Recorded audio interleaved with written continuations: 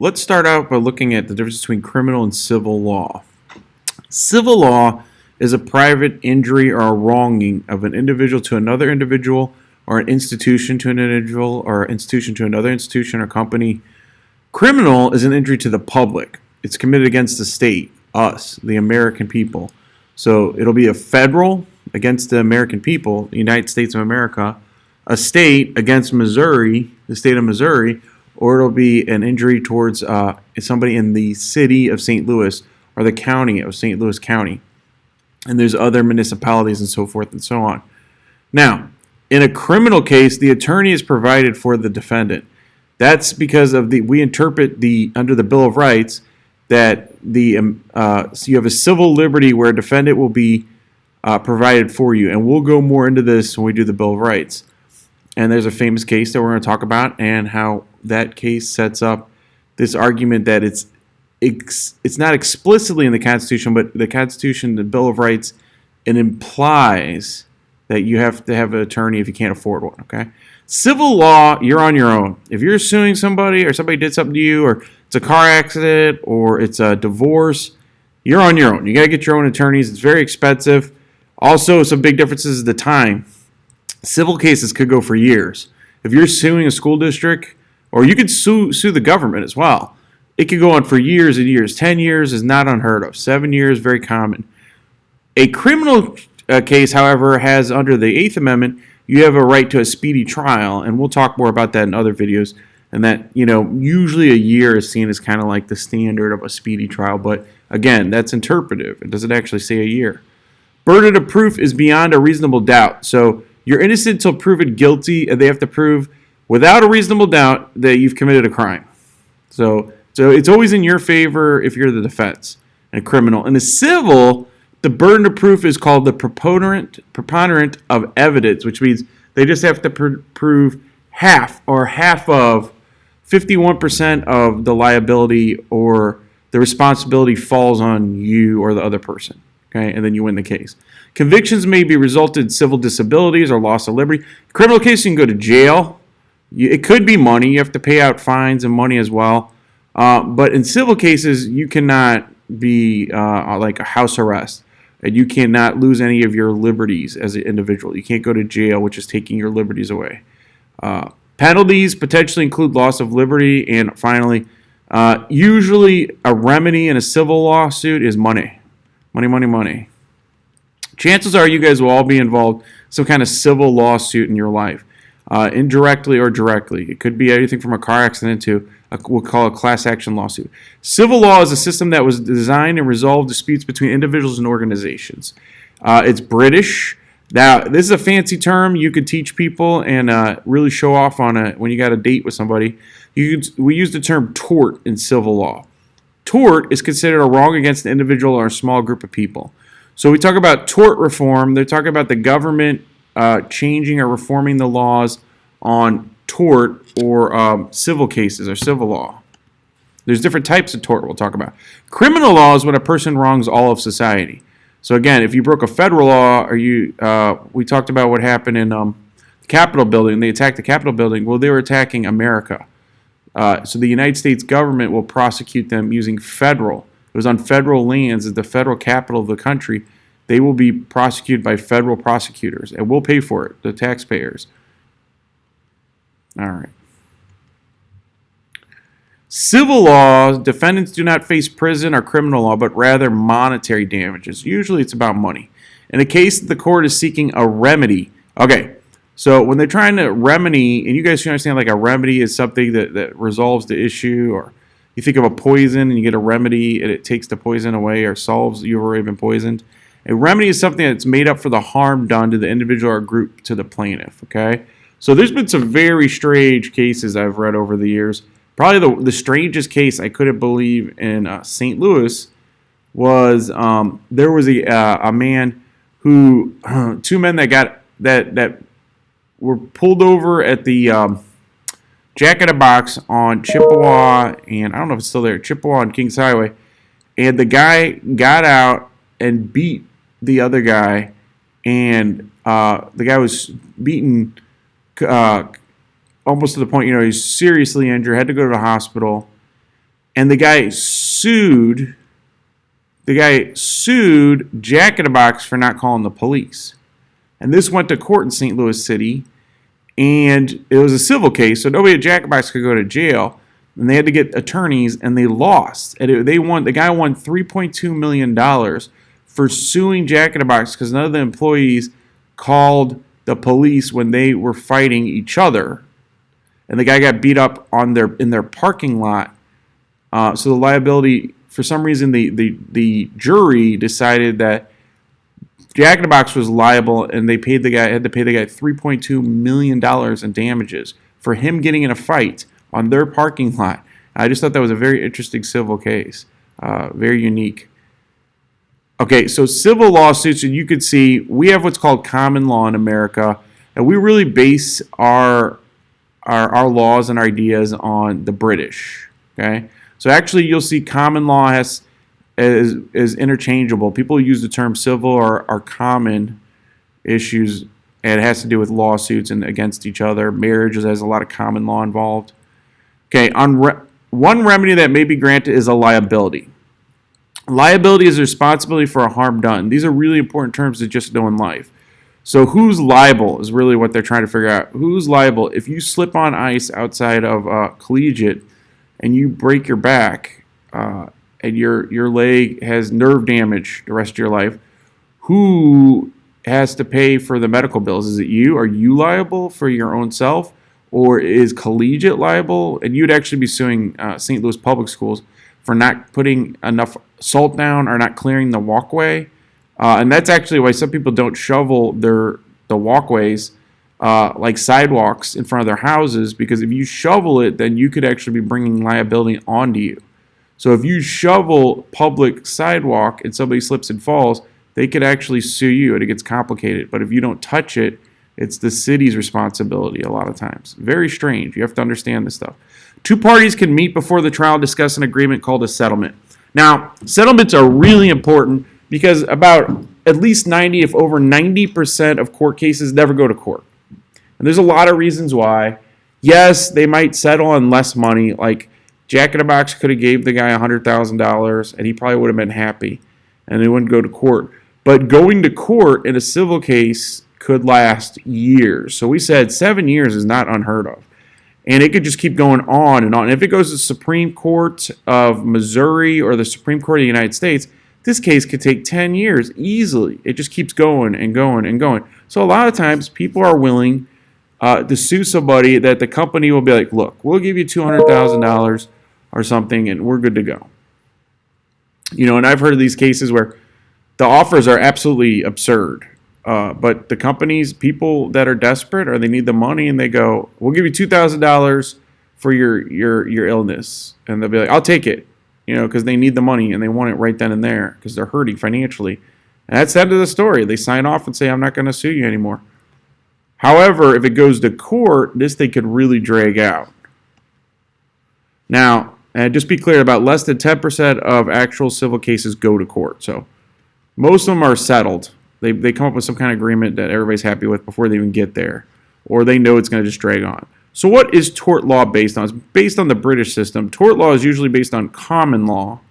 Common law is an interpretation of laws by judge that are precedents of future laws. Okay, so common law is when you look at precedents. And we talk about if something's precedents, it's a case from before. So if you sue somebody, you're going to have to pull up, if you're a good lawyer, and we call paralegals or people that help them do research, they pull up all the cases that have to do with, like the Jack in the Box one. They pull up all the cases that have to do with people getting in fights in a parking lot at a restaurant or fast food place.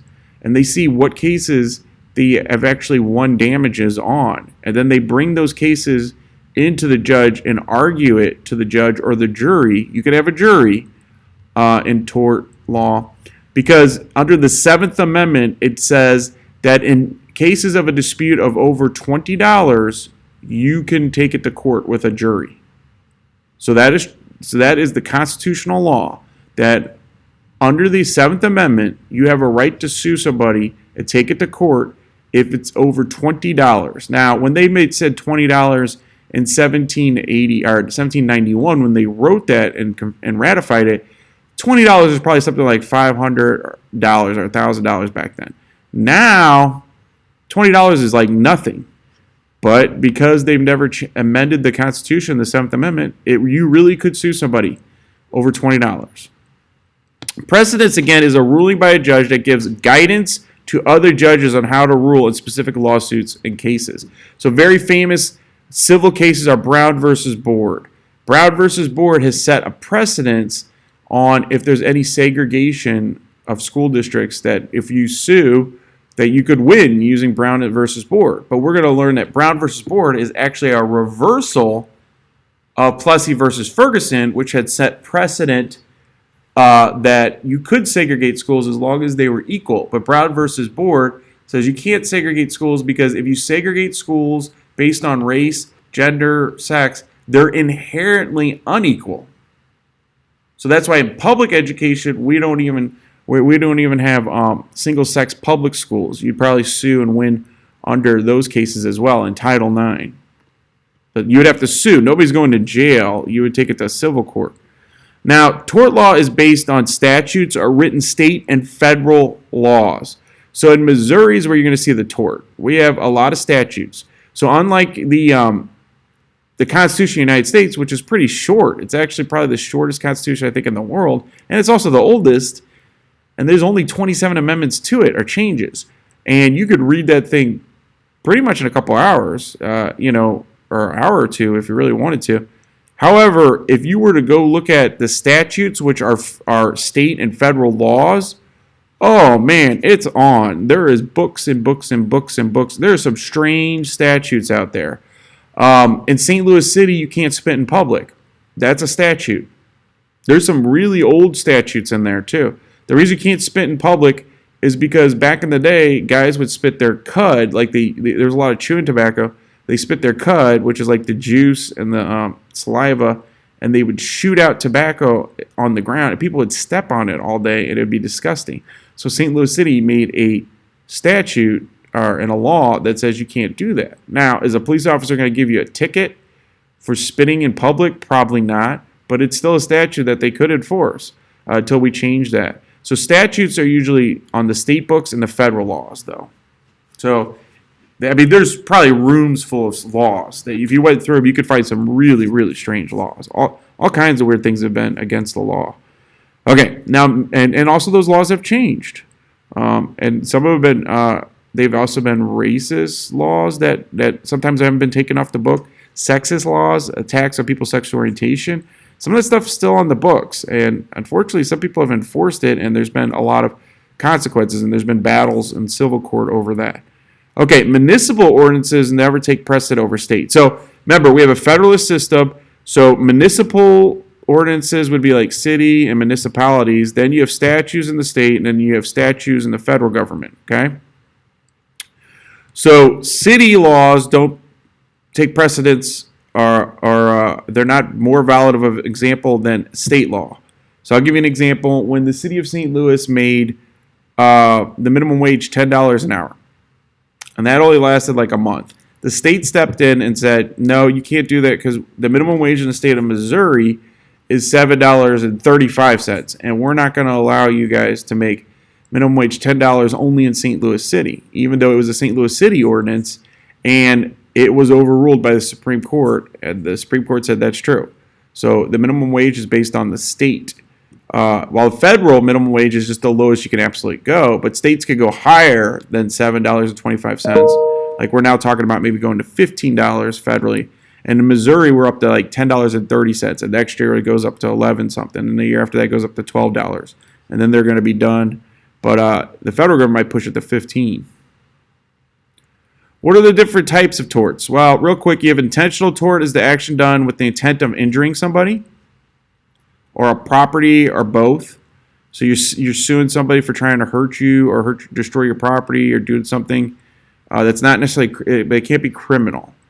It could be something you're doing that's kind of behind. Well, it can be criminal too. You could sue them if they lose a criminal case. You could still take somebody to civil court. So you could go to court on both things. Just because somebody wins their criminal case doesn't mean you can't get them in their civil case. So O.J. Simpson's a good example. O.J. Simpson was proven innocent in criminal law, and then they turned around and they proved O.J. Simpson guilty in civil because the parents of Nicole, are Ron Goldman and his wife Nicole Simpson. They were dead. They sued O.J. Simpson for damages, for mental damages and what he did, and they won. So he could never go to jail for the murders, and he could literally say he murdered them under double jeopardy. He can't get tried twice. However, because they sued him, they won, I think, a couple $1 million. It's like $3 million they won.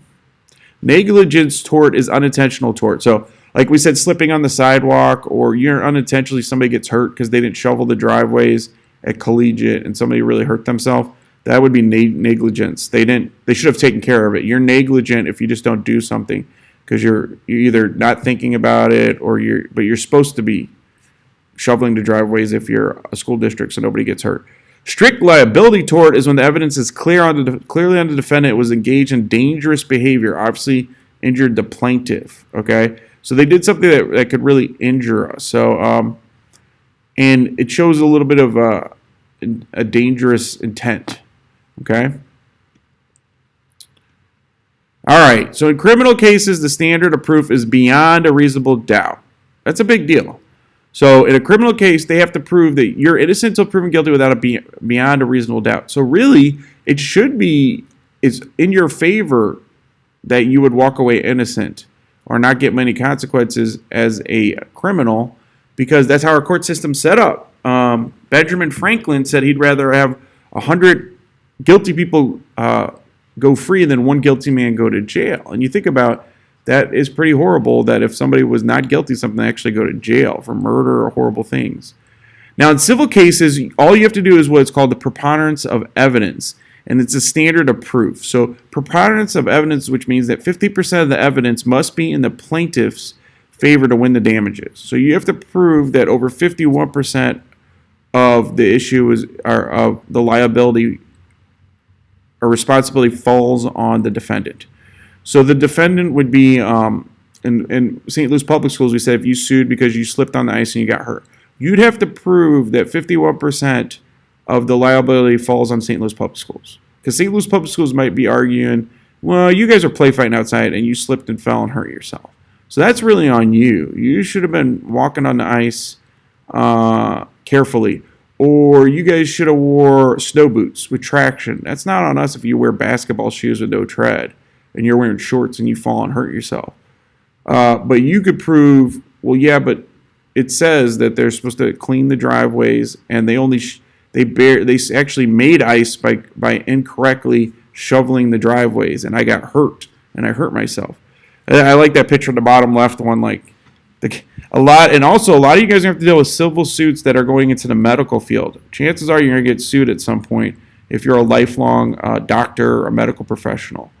Nurses will be represented by the hospitals themselves usually, but doctors that have their own practices, they could get sued. And it could really hurt and bother you that somebody would do that. You have to really watch what you're doing and think there are people out there that they need to pay their bills and they're willing to sue you if you make a mistake. And that's a real picture of somebody that left the cutting scissors got left in this guy. And we've heard of things like they've actually cut off the wrong leg and amputations. And then they've won huge suits because then you have to cut the other leg off too. Well, that's a lot of damage to somebody if they lost two legs and they're only supposed to lose one. So who's liable? Who's going to pay for their medical bills the rest of their life? Okay, so you have, these are real quick terms we'll go over. Usually you have plaintiffs looking for someone with deep pockets.